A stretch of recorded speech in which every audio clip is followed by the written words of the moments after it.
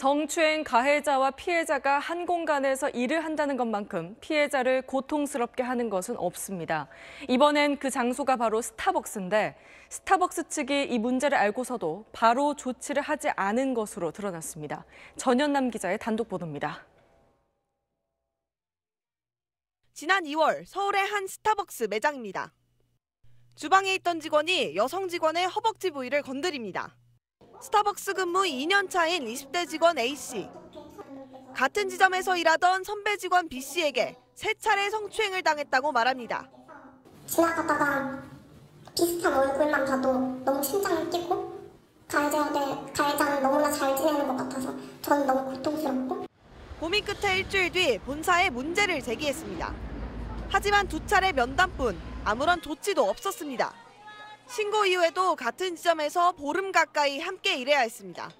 저는 분명히 이 사람과 같이 일하는 게 불안하다고 호소를 했고 성범죄를 아무렇지 않게 생각하는 것 같아요. SBS가 입수한 스타벅스 성폭력 관련 매뉴얼입니다. 성폭력 신고가 접수되면 가장 먼저 피해자와 가해자를 즉시 분리하도록 돼 있습니다.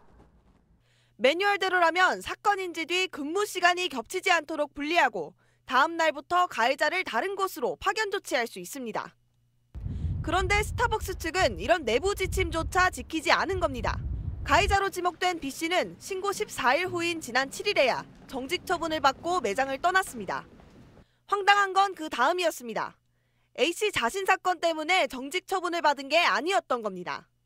B씨는 과거에도 성추행으로 한 차례 징계를 받았었는데 A씨 사건이 있기 전 또 다른 성추행 사건에 연루됐고 이 2번째 성추행 사건의 징계가 7일에야 내려졌던 겁니다. 심지어 정직 처분이 이뤄진 뒤에도 이의제기 절차를 밟아야 한다며 또 다른 매장에서 열흘가량 더 일했습니다. 반복적으로 성 관련 문제를 일으킨 만큼 더욱 신속하고도 엄정한 조치가 필요한 상황이었는데도 스타벅스 측 대응은 너무나 허술했습니다. 스타벅스 측은 당시 인력 상황상 어쩔 수 없었다고 해명했습니다. 동종 전력이 있는 가해자가 다른 피해자를 대상으로 또다시 추행을 하였는데 피해자와 즉시 분리를 하지 않고 같이 근무를 하도록 했다면 회사의 조치가 매우 미흡한 것으로 보입니다. 경찰이 A씨 고소로 수사에 착수했는데 B씨는 혐의를 부인하고 있는 걸로 알려졌습니다. SBS 전연남입니다.